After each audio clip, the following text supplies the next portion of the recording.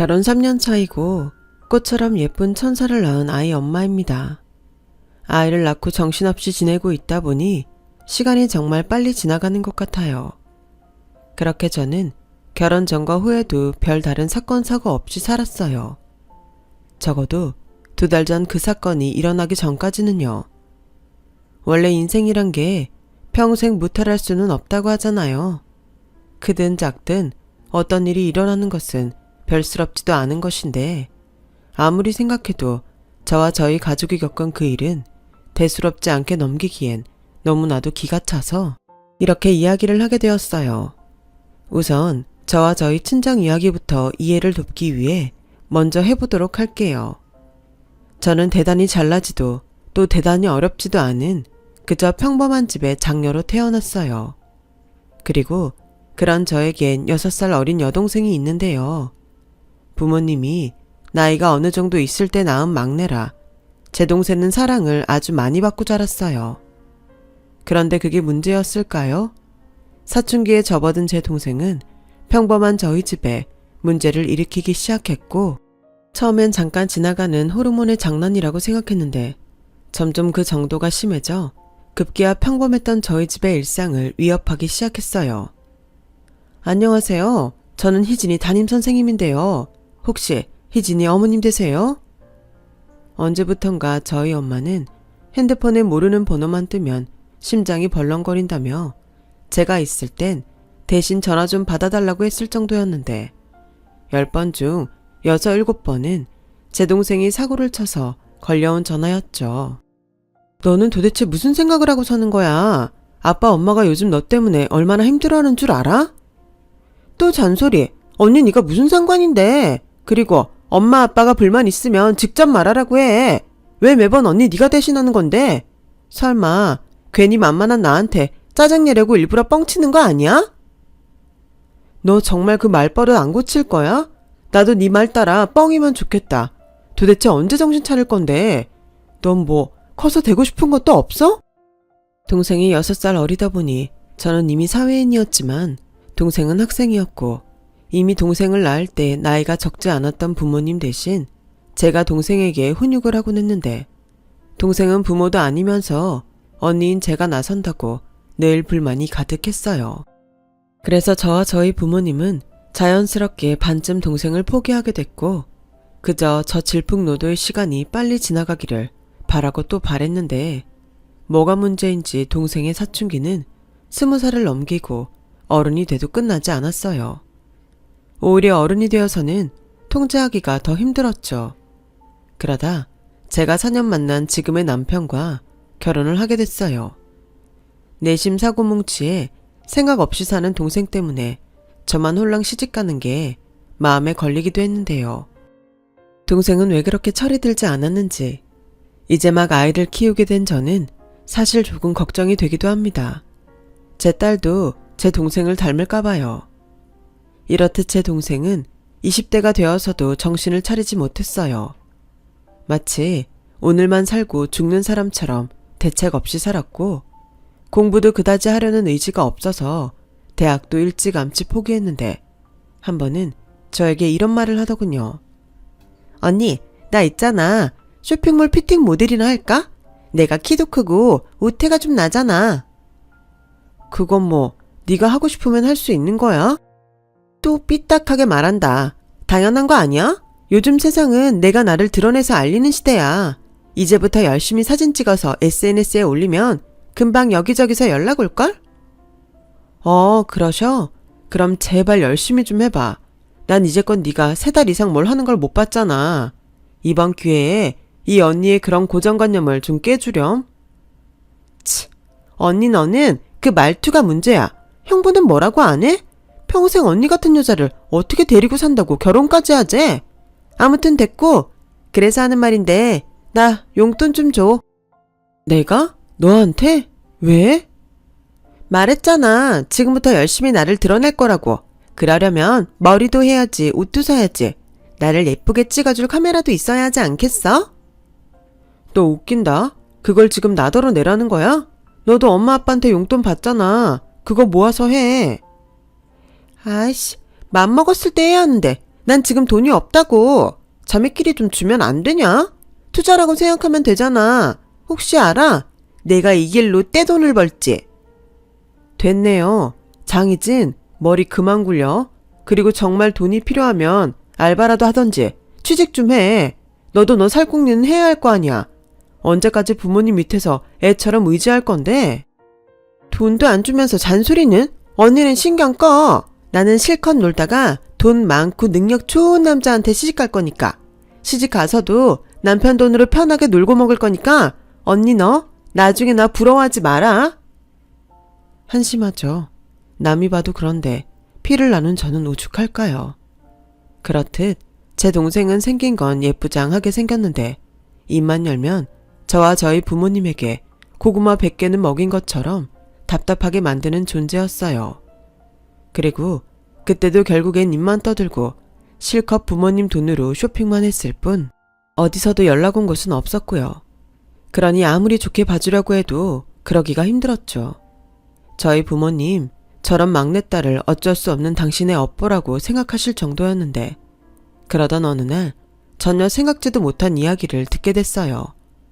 글쎄 아무 생각 없고 그저 놀기만 하던 제 동생이 2년 넘게 만나는 남자가 있었더라고요. 그 남자와 이제는 결혼을 하겠다고 선언을 한 거였죠. 네가 무슨 2년씩이나 사람을 만나? 너 여태 그런 얘기 없었잖아. 그야 확신이 들기까지 시간이 걸렸어. 이 남자 저 남자 만나다 보니까 이 남자밖에 없구나 싶더라고. 그때 제가 아이를 막 낳았을 때였어요. 처음 하는 육아에 정신이 하나도 없던 때였는데 저희 부모님은 제 동생 나이가 27살 정도 됐으니 남자만 괜찮다면 차라리 일찍 시집을 가는 것도 괜찮다고 생각하는 눈치였어요. 하지만 저는 평소에 동생이 남자 보는 눈이 없다는 걸 알았기에 부모님과는 달리 걱정이 많았죠. 이번에도 무슨 사기라도 당하는 것이 아닐까 우려가 됐는데요. 동생은 그런 저의 걱정에도 나를 세웠어요. 그래서 더 수상하게 생각했죠. 좋아, 인연을 만났다고 치자. 그 사람 뭐 하는 사람인데? 직업이 있을 거잖아. 왜 또 시비야? 시비 아니고 그 사람 직업이 뭐냐고. 뭐 하는 사람인지 알아야 나도 걱정을 안 할 거 아냐. 웃겨? 직업이 뭔지가 왜 중요해? 돈만 잘 벌면 되지. 우리 오빠 돈 엄청 잘 벌고 재산도 많아. 아파트도 3채나 있고 차도 페라리 몰아. 언니 너 페라리 타봤어? 넌 내가 그렇게 말했는데 어쩜 그렇게 한결같이 안 변하니? 물론 돈 많고 잘 벌면 좋지. 근데 어떤 일로 돈 버는 건지는 더 중요해. 설마 떳떳하지 못한 일 하는 거 아니지? 아니야, 회사 다녀. 금융회사. 됐지? 저는 동생의 말에 일단 안심하긴 했어요. 솔직히 돈이 많다고 해서 허세만 가득한 깡패 같은 사람을 만나는 것이 아닐까 걱정했거든요. 그리고 동생이 결혼할 남자를 친정집에 데리고 간다는 날이 되었는데 그날 하필이면 남편이 일이 너무 많아 철회를 해야 할 것 같다고 했고 어쩔 수 없이 아이만 데리고 저 혼자 친정에 가게 되었는데요. 동생이 데리고 온 예비제부를 보는 순간 저와 저희 부모님은 입이 떡 벌어지고 말았어요. 사람 겉모습만 보고 판단하면 안 되는 건데 그 겉모습이 너무 압도적이라 차마 표정 관리가 되지 않더라고요. 보통 제대로 된 사람이라면 어른들에게 그것도 예비 처갓집에 인사를 드리러 가는 자리에 단정한 옷차림을 할 텐데 예비 제부는 거대한 씨름 선수 같은 몸에 옷이 불편한지 양복을 입었음에도 옷 단추는 반쯤 풀렸고 셔츠 끝자락도 제대로 바지 안으로 넣지 않았는데 옆구리엔 보기도 안쓰러운 명품 클러치백을 찔러넣고 있으니 꼭 일수 찍는 양아치처럼 보였어요. 하지만 초면에 겉모습만 보고 사람을 판단할 수 없다고 생각한 저는 초대한 대우를 해주려고 했는데 저희 부모님은 충격이 영 가시지 않았는지 넋이 나가 있었죠. 엄마 아빠는 사람 무한하게 잘하냐는 소리도 없어? 그리고 형부는?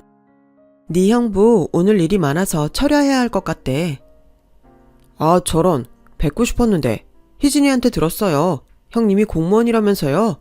공무원들이 그 쥐꼬리 같은 월급 받으면서 일이 참 많죠. 네? 아, 네. 일이 많기는 하죠. 저는 그렇게 생각해요. 아무리 공무원이 철밥통이라고 하지만 하루 종일 책상 앞에 앉아서 몇 푼 벌겠다고 컴퓨터나 두드리는데 저는 참 안쓰럽더라고요. 고작 그런 일이나 하려고 쎄빠지게 공부만 했잖아요. 아우, 불쌍해. 불쌍하다고요? 제 남편이 지금 불쌍하다는 소리예요? 언니, 또 오버한다. 우리 오빠가 형부 안쓰러워서 하는 소리야. 우리 오빠는 하루 중에 조금만 일해도 형부가 가져오는 월급 정도는 손쉽게 벌거든. 그러니 얼마나 안쓰럽겠어. 이젠 한 식구인데. 그치, 오빠? 맞아요, 처형. 오해하지 마세요. 그리고 처형도 장인 장모님도 언제든지 경제적인 도움 필요하시면 저한테 말씀하세요. 제가 사위 서열로는 미치지만 형님보다 나이도 많고 벌이도 많으니 장남 노릇 제대로 하겠습니다. 그건 씩 올리고 생각해보세. 일단은 인사 온 거니 식사들이나 같이 하지. 여보, 상 다 차렸나? 네, 앉아서 먹기만 하면 되는데 자리가 좁지 않을까 모르겠네. 그냥 식탁 말고 상으로 내갈까 봐요. 장모님, 아닙니다. 오히려 바닥이 더 불편해요. 제가 쪼그려 앉는 게 더 힘들어서. 예비제부는 지 몸이 뚱뚱하다는 것이 민망한지 어색하게 웃었어요. 그리고 저는 도무지 저런 남자가 뭐가 좋아서 결혼까지 한다고 하는 건지 동생을 이해할 수 없었고 조용히 식사를 하다 동생과 둘이 이야기할 수 있는 타이밍을 살폈는데요. 마침내 동생이 혼자 방에 들어가길래 저는 냉큼 동생을 따라 들어갔어요. 야, 너 정말 저 남자랑 결혼할 거야? 왜 또? 아니, 말하는 거 보면 모르겠어. 뭐 얼마나 대단히 버는 건지 모르겠지만 잘난 척을 너무 하잖아. 그야, 우리 오빠가 진짜 잘났으니까 그렇지. 그리고 우리 오빠 말하는 게 뭐가 어때서? 난 듬직하고 좋기만 한데? 그래? 저게 듬직하고 좋은 거야? 형부보다 나이도 많고 벌이도 좋다고 해서 언니 네가 좀 자존심이 상하나 본데? 두고 봐. 우리 엄마 아빠도 이젠 형부 말고 우리 오빠만 좋아하게 될걸? 저는 동생의 말에 기가 차서 다음 할 말을 잃고 말았어요. 그리고 그 사이에 잠을 자던 딸아이가 깼는지 칭얼거리는 소리가 들렸고 저는 황급히 아이를 안으러 동생 방을 나갔는데 그때 본 장면이 가히 충격적이지 않을 수가 없었네요. 글쎄, 울고 있는 갓난아이 앞에서 예비제부가 자기 팔과 가슴에 그려진 문신들을 보여주며 달래고 있는데 처음 그런 문신들을 접한 저희 부모님은 그 자리에 얼어붙어 있더라고요. 지금 뭐 하시는 거예요? 아무리 아무것도 모르는 갓난아이지만 지금 이게 할 짓이에요? 아니, 저는 조카 아이를 좀 달래보려고 그런 건데요.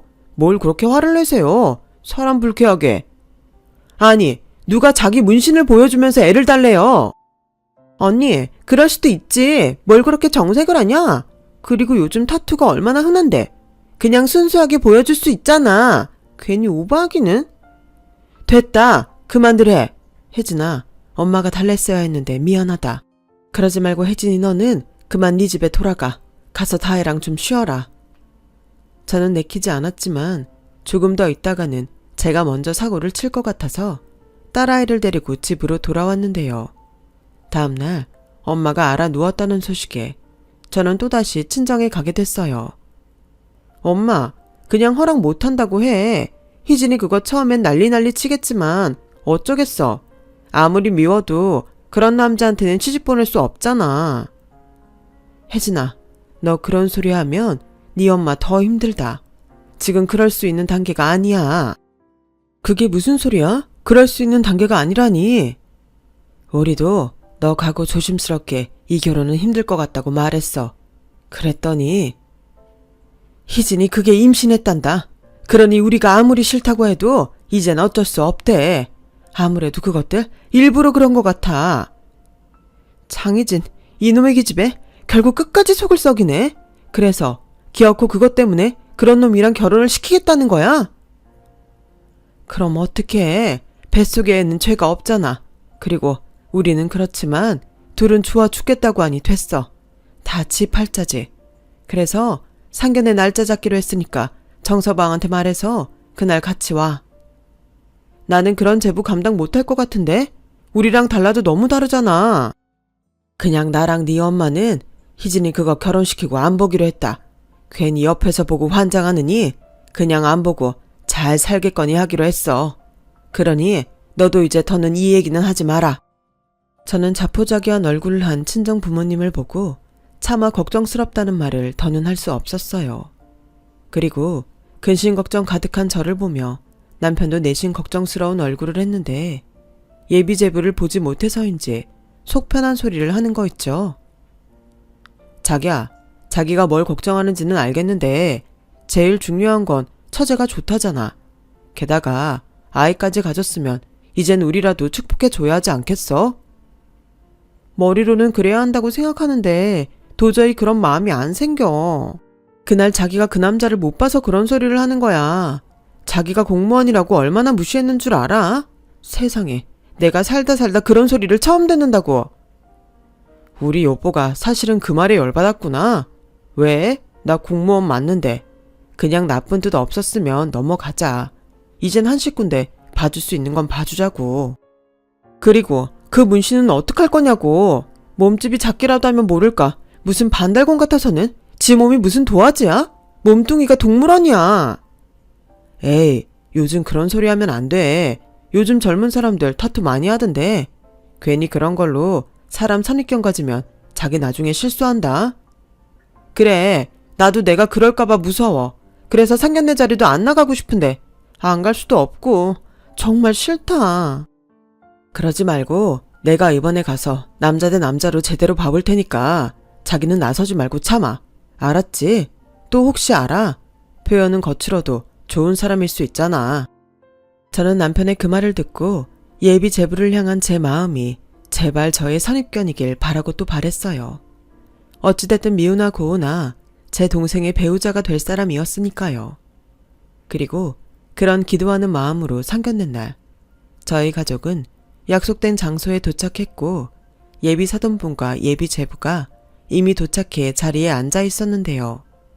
예비 제부는 저희 가족을 봤음에도 전혀 자리에서 일어날 생각을 하지 않았어요.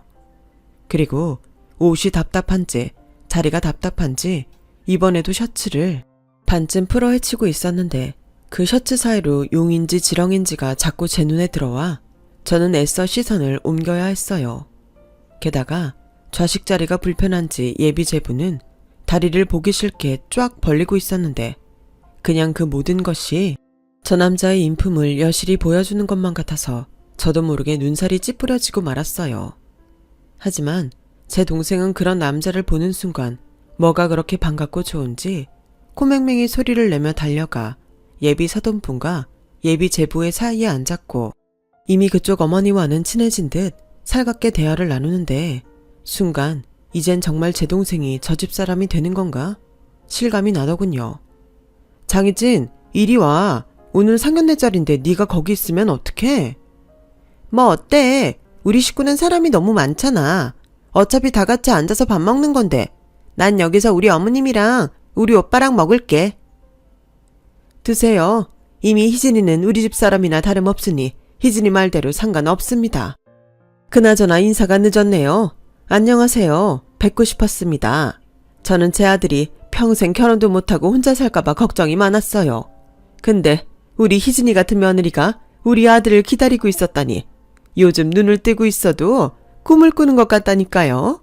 게다가 애교는 또 어찌나 많은지 하루라도 더 빨리 제 며느리로 데려오고 싶은 심정입니다. 네, 저희 딸을 그렇게 예쁘게 봐주셨다니 저도 고맙습니다. 그리고 서서방? 네, 장모님. 이젠 아들이라고 생각하시고 편하게 부르세요.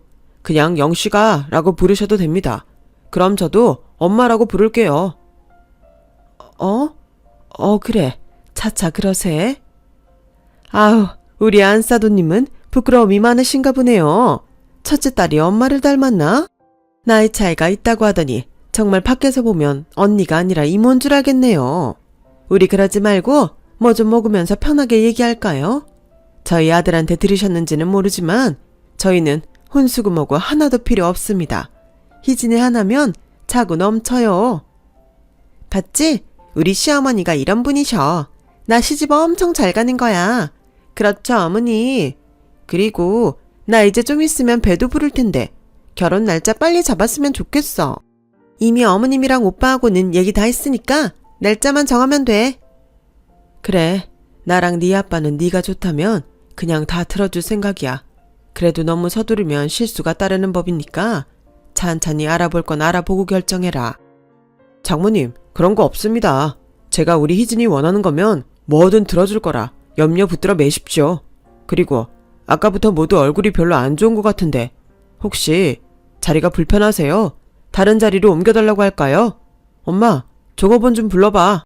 돈은 비싸게 처먹으면서 자리는 뭐 이렇게 좁게 만들어놨어. 순간 저희 가족은 예비 제부의 말에 약속이라도 한 듯 긴장하게 됐어요. 기세로 보아 직원에게 함부로 대할 것 같았거든요.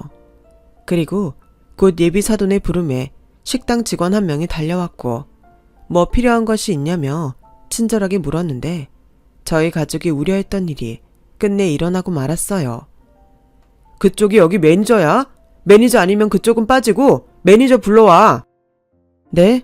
매니저님은 지금 자리에 안 계신데 무슨 불편사항이라도 있으세요? 뭐? 이런 중요한 자리에 매니저가 없어? 세상에, 돈은 그렇게 많이 쳐받으면서 책임자가 없다는 게 말이 돼? 당장 전화해서 튀어오라고 해. 저기 죄송한데요. 오늘 저희 매니저님이 집안에 일이 있어서 휴가 중이세요. 어떤 불편한 사항인지 알려주시면 제가 최대한 처리해드리고요. 아니, 일개 조거본 따위가 하늘 같은 손님한테 말대꾸 하는 거야? 뭐 이딴 가게가 다 있지? 사람 성질 건드리지 말고 좋게 말할 때 매니저 오라고 해. 아니면 사장 나오라고 하든지. 직원 교육이 영 엉망이네. 저는 점점 험악해지는 분위기에 도저히 가만히 있을 수 없었어요. 그래서 예비 제부를 말리려 했는데요. 저희는 자리 괜찮아요. 제부 자리가 많이 불편한 모양인데 혹시 좀 더 편안한 의자가 있을까요? 아니면 그냥 좌식 말고 테이블 자리로 바꿔주세요. 처형, 명색이 상견례인데 테이블이라뇨. 룸에서 코스 요리 먹는 게 상견례 상식이죠. 어이, 거기 내가 이번 한 번은 우리 식구들 얼굴 봐서 넘어가 줄 테니까 편한 의자랑 방석 가지고 와. 당장. 저는 마치 지가 멀어도 되는 것처럼 직원에게 갑질하는 예비 제부를 보며 저도 모르게 인상이 찌푸려졌어요. 그리고 그런 제 모습을 예비 사돈이 봤는지 아들, 그만해. 분위기 한참 좋았는데 너도 좀 참아라. 이렇게 좋은 날 뭐하러 열을 내니? 라며 어색한 미소로 자기 아들을 말리는데 옆으로 힐끔 보니 남편 역시 이건 아니다 싶었는지 고개를 절레절레 흔들고 있더군요. 하지만 예비 제부와 제 동생 그리고 예비 사돈은 뭐가 그렇게 좋은지 연신 하하호호 웃기만 했는데 그즈음 되니 저도 동생이 좋고 저들이 좋다면 뭐 됐지 하는 생각에 포기가 되었어요. 아무리 동생이라도 제가 그 인생을 대신 살아줄 수는 없으니까요.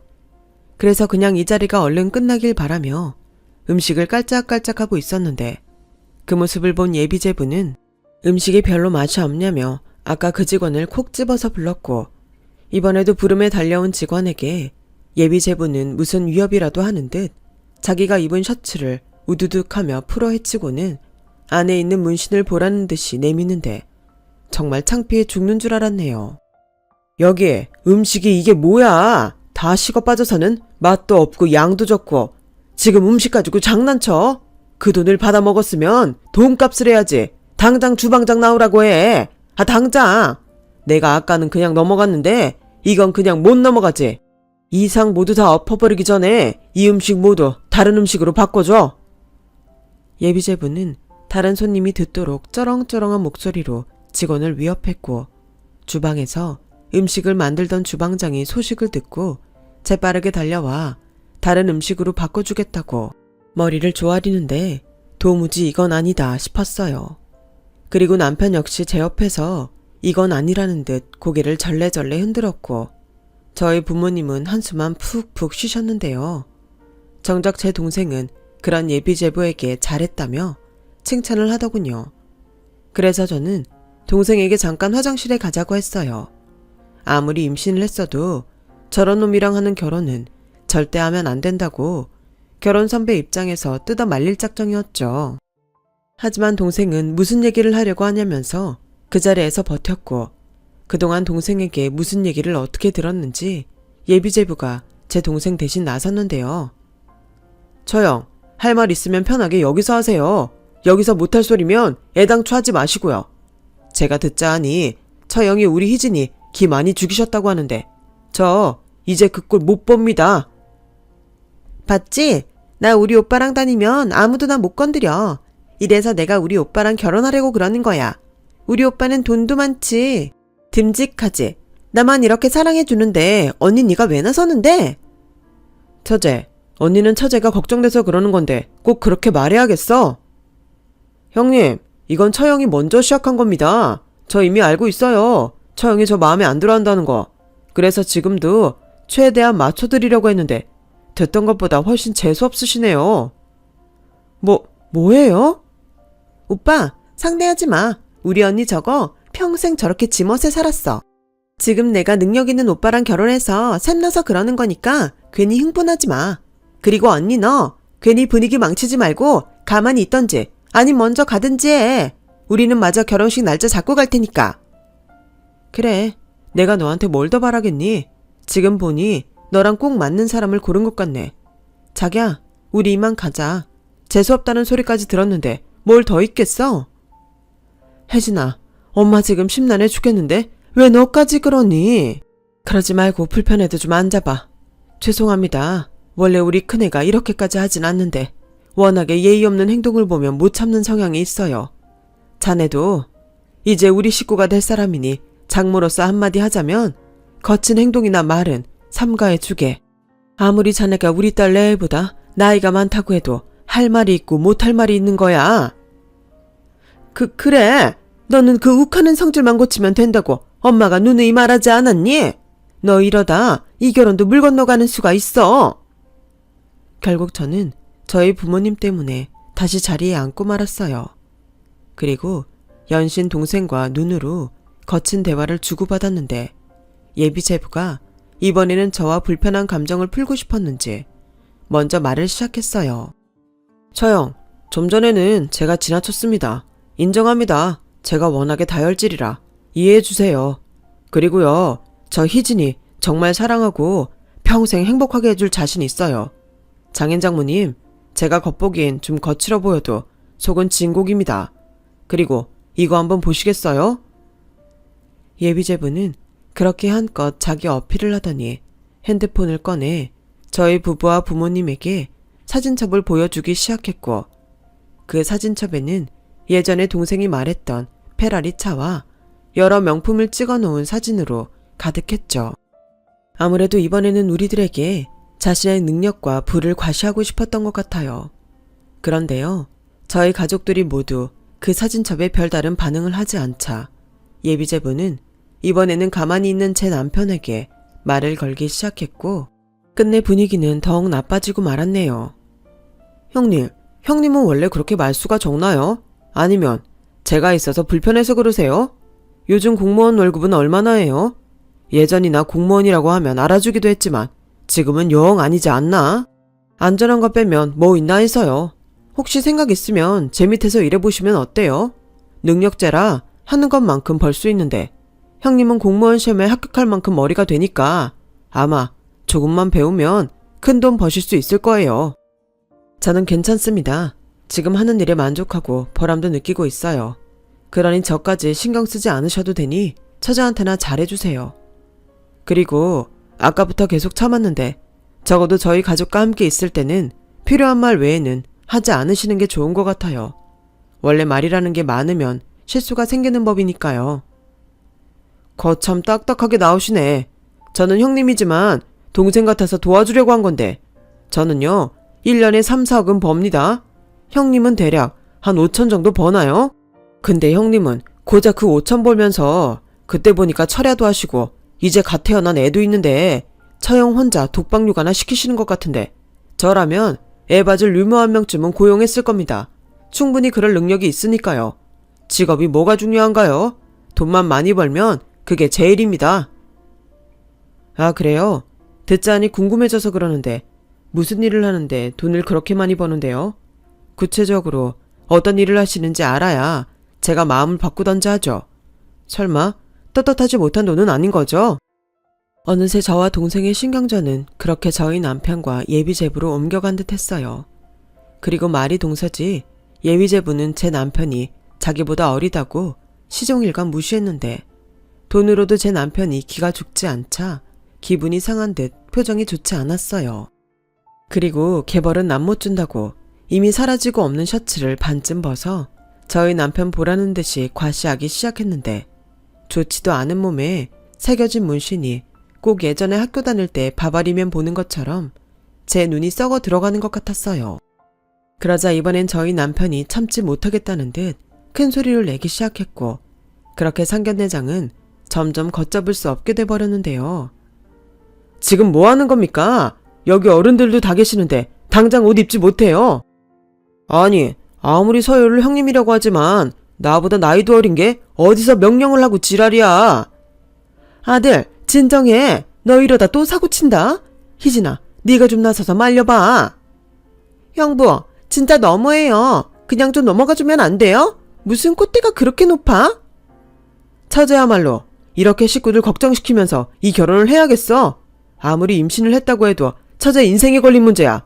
장인 장모님, 저도 들어서 알지만 이 결혼 막아야 합니다. 처제 저러다 큰일 나요. 그때였어요.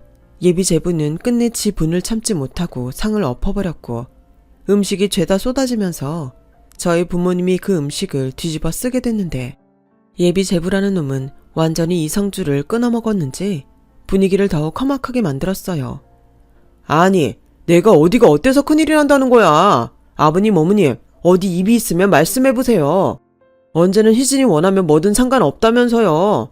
솔직히 희진이 이 집안에서 천덕꾸러기라는 거 저 모르지 않습니다. 그래서 그냥 대충 넘어갈 거라고 생각했는데 아니, 내가 내 돈으로 희진이 행복하게만 해주면 그만 아닙니까? 그래, 이왕 이렇게 다 엎어진 거 내 속 시원하게 다 말하겠네. 자네가 돈을 얼마를 버는 건지 여기 있는 우리 식구는 다 관심이 없어. 하지만 자네가 이렇게 사람을 함부로 대하고 똥인지 된장인지 구별을 못하는 건 우리는 도무지 받아들일 수가 없네. 우리는 다른 건 몰라도 인성이 좋은 사위를 원해. 인성이요? 인성이 밥 먹여주나요? 인성만 좋으면 행복하답니까?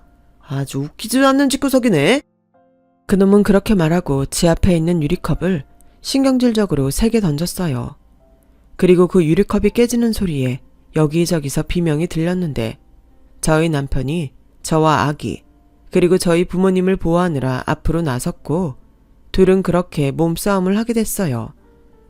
저는 연애할 때도 결혼하고도 남편이 누군가와 몸싸움을 하는 것을 본 적이 없었기에 많이 놀랐는데 제 동생은 아무렇지 않다는 듯 어이없게도 코웃음을 쳤고 저는 그런 동생의 뺨을 3개 내리치고 말았어요.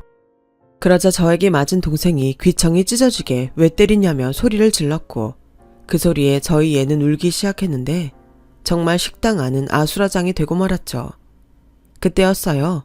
식당 직원이 경찰에 신고를 했는지 밖에서 경찰차 사이렌 소리가 들렸고 순간 그 소리에 그놈이 먼저 반응을 보였는데요. 에이씨, 왜 경찰을 부르고 지랄인데? 내가 다 변상하면 되잖아. 당장 돌려보내. 맞아요. 손님한테 이런 법이 어딨어? 어딨긴 이렇게 소란을 피웠는데 식당 입장에서는 당연한 거 아니야? 이게 다 네가 잘못 고른 저 남자 때문이잖아. 웃겨? 이게 왜 우리 오빠 탓이야? 언니 탓이고 형부 탓이지? 남의 상견례 망치니까 좋아? 여기까지 왔으면 그냥 가만히 있으면 될걸. 왜 나서? 난 진짜 이해할 수가 없어. 엄마도 아빠도 이상해. 왜 언니랑 형부를 가만둬? 뭐라고 해야 하는 거 아니야? 오빠, 이젠 다 필요 없어. 그냥 우리끼리 씩 올리고 혼인신고하자. 나 오늘부로 저 집 사람 아니야. 처제 뜻은 잘 알겠는데 오늘 저 사람이 한 행동은 법적으로 책임 물을 게 많아. 여기 있는 사람들 모두 피해자니까. 거기 있는 경찰분 잠시만 기다려주세요. 제가 전부 소명하겠습니다. 형부, 아니지. 당신 끝까지 이럴 거야? 우리 오빠 무서운 사람인데? 그때쯤 저희 엄마는 거의 쓰러지기 일보 직전이었어요. 그리고 그때였어요. 먼저 몸싸움으로 저희 남편 주머니에 있던 출입증이 떨어졌는지 잠시 동안 사돈이라 불렀던 여자가 그 출입증을 주워들었고 거기 적혀있는 문구를 읽었는데 모자지간 얼굴이 하얗게 사색이 돼버렸죠. 그 출입증은 저희 남편이 법원에 갈 때 사용하는 법원 출입증이었어요. 저희 남편 직업이 검사거든요. 그 출입증에는 저희 남편 사진과 검사라는 두 글자가 선명하게 찍혀 있었고 그걸 본 그놈의 엄마라는 사람은 그러게 내가 그 욱하는 성질 오늘은 참으라고 했지. 이제 어쩔 거야.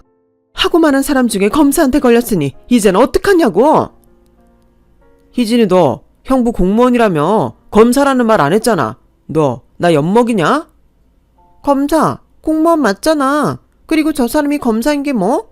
난 하나도 중요하지 않은 것 같아서 굳이 말하지 않았을 뿐인데? 왜? 이런 멍청한 거사. 검사가 그냥 공무원이냐? 에이씨, 나 너 때문에 인생 종쳤잖아. 생각해보니 제 동생은 제가 남편을 처음 만났을 때부터 저희 남편에게 별다른 관심이 없었어요. 다른 집 처제들은 형부 하면서 살갑게 군다는데 제가 워낙 동생한테 엄하다 보니 동생이 다가오지 않으려 했고 그렇다 보니 지 형부가 검사라는 자각도 크게 없었던 것 같은데 그래도 그렇지 어떻게 검사를 그냥 공무원이라고 소개했는지 제 동생이지만 참 어이가 없던 순간이었어요.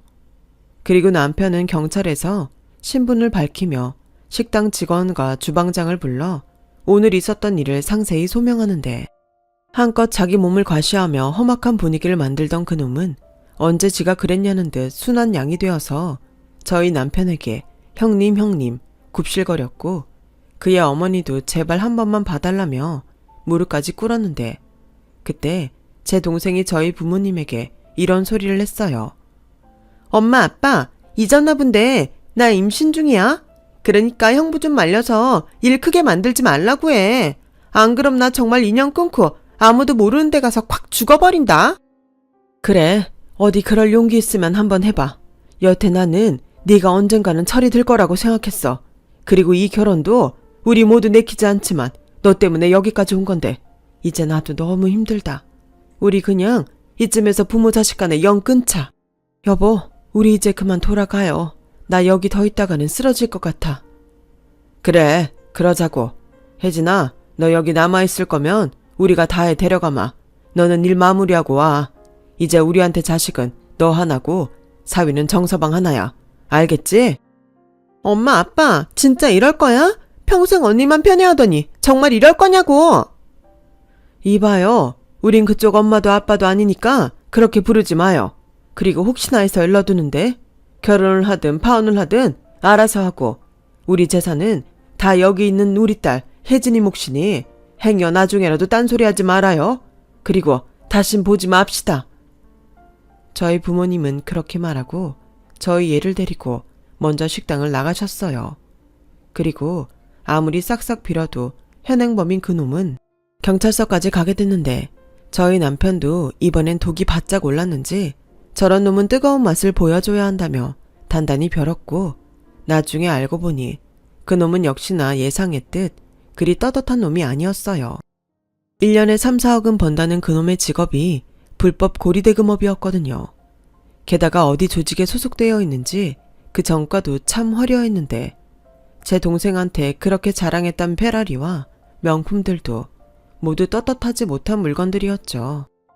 게다가 이번 기회에 저희 남편에 의해 탈탈 털린 그놈은 이미 가볍게는 사기며 절도죄부터 무겁게는 특수폭행죄까지 전과도 다양했는데 그 사실을 안 제 동생은 지가 만났던 남자가 그렇게 쓰레기였는지 몰랐다며 친정 부모님에게 문 앞에서 손이 발휘되도록 싹싹 빌었어요. 하지만 이번에는 그리 쉽게 동생을 받아주지 않겠다 결심한 저희 부모님은 동생이 아무리 문 앞에서 석고대죄하듯 대성통곡을 해도 절대 받아주지 않았고 급기야 시끄럽다며 경찰에 신고까지 하셨는데 그러는 과정에서 저와 저희 가족은 또 한 가지 기가 막힌 사실을 알게 되고 말았어요. 임신해서 결혼해야 한다고 했던 제 동생이 사실은 임신하지 않았던 거예요. 그저 결혼을 허락받기 위한 거짓말이었다는데 이젠 정말 놀랄 것도 없다고 생각한 우리들이었지만 이번에도 황당한 동생의 거짓말에 모두 혀를 내두르고 말았답니다.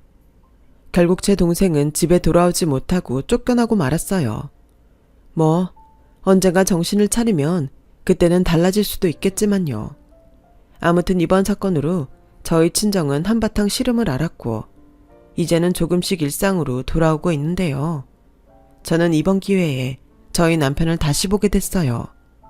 쥐뿔 아무것도 없이 거짓으로 과시하려는 그딴 놈을 보니 정직한 마음으로 지금 하는 일에 최선을 다하며 이 일이 천직이라고 보람있어하는 남편이 그렇게 자랑스러운 거 있죠. 언젠가 저희 딸도 이런 아빠의 올곧은 점을 꼭 닮았으면 하는 바람입니다. 그놈은 현재 그동안 수배 중인 부분도 있어서 실형을 살고 있어요.